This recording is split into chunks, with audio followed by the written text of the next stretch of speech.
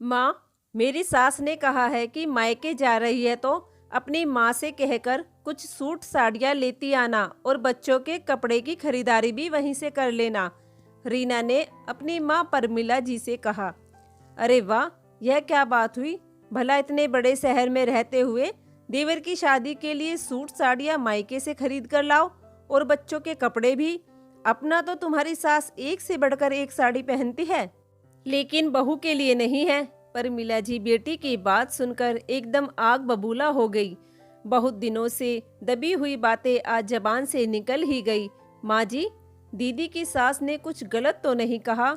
आप शायद भूल गई, लेकिन मुझे याद है जब मैं शादी होकर आई थी और मैं आपसे या पतिदेव से किसी भी चीज के लिए कहती थी तो आप दोनों यही कहते थे कि अपने मायके से लेकर आओ।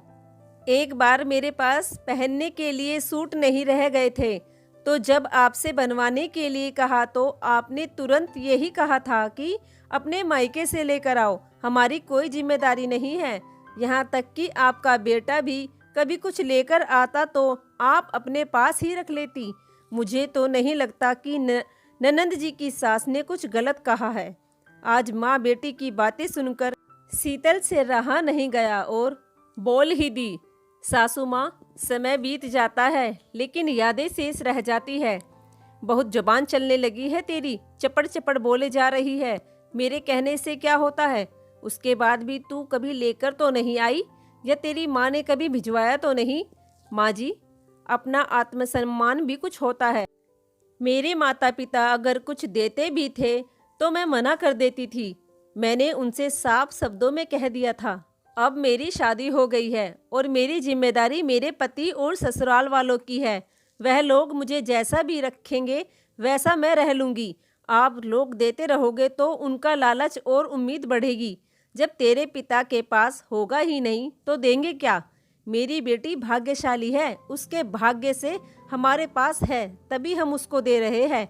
परमिला जी बड़े ही गरूर से बोली। माँ जी, जब ननंद जी की शादी तय हुई थी तभी मैंने आपको समझाया था कि आप शुरुआत से इतना देती रहोगी तो उन लोगों की उम्मीद और लालच बढ़ेगा ही। लेकिन उस समय भी आपने मुझे यही सुनाया था, जिसके पास होगा नहीं वह देगा क्या, और तुम कौन होती हो यह कहने वाली? ननंद का सामान देखकर जलन हो रही है तुम्हें। आपने पूरी शादी में मुझे किसी भी सामान को दिखाने की जरूरत नहीं समझी थी। शादी में आपने हर छोटी बड़ी चीज दी थी, हर चीज पर पैनी निगाह थी आपकी, कहीं कुछ छूट ना जाए। मेरी बेटी को वहाँ किसी से किसी भी चीज के लिए कहना ना पड़े। यहाँ तक कि हर चीज के बड़े बड़े पैक दिए थे आपने, जिससे ज़्यादा दिनों तक चले। ऐसा लग रहा था कि बेटी किसी गरीब के घर में ब्याह रहे हो, जहाँ कोई उसकी छोटी सी जरूरत भी पूरी नहीं कर सकता। ननंद जी के ससुराल वालों से तो अच्छी हमारी काम वाली कांताबाई की सास है, जो भले ही 10 रुपए की चीज लाती है लेकिन अपनी दोनों बहुओं के लिए लाती है। जबान संभाल कर बात कर बहू। अब मेरी बेटी की तुलना तू नौकरानी से करेगी? कौन सा गलत कह रही हूँ मैं? पहले तो आपने उनको बिना मांगे खूब दिया और उनकी हर इच्छा पूरी की। अब वह लोग समझ गए हैं कि उन्हें तो कुछ करने की ज़रूरत ही नहीं है। अब वह खुद से ही कह देती है कि अपनी ज़रूरतों को मायके में कहकर पूरा करो, तब आपको बहुत बुरा लगता है। और ऐसी हमारी ननंद रानी है जो हर चीज़ का रोना लेकर आपके पास चली आती है। उन्हें भी शुरुआत से समझदारी दिखाते हुए आपको मना कर देना चाहिए था, लेकिन यह बात सच है, ससुराल वालों की गलती से ज़्यादा खुद की। बेटियों की गलती होती है जो कहकर अपनी ज़रूरतों को मायके वालों से पूरा करवाती है। आज मौका मिलते ही शीतल ने अपनी सासू माँ और ननंद को सच्चाई का आईना दिखा दिया था। माँ, भाभी बिल्कुल सही कह रही है। मैं भी शुरुआत से ही आप लोगों पर निर्भर रही, लेकिन अब जब वह लोग मेरी कोई जिम्मेदारी नहीं उठाना चाहते तो बहुत बुरा लगता है। मुझे भी लगता है कि यह हमारी ही गलती है जो हम उनकी उम्मीदों को बढ़ावा देते हैं। अब से मैं भी भाभी की तरह वहाँ जो जैसा मिलेगा उसमें खुश रहूँगी। आप लोगों से कहकर अपनी ज़रूरतों को पूरा नहीं करवाऊँगी।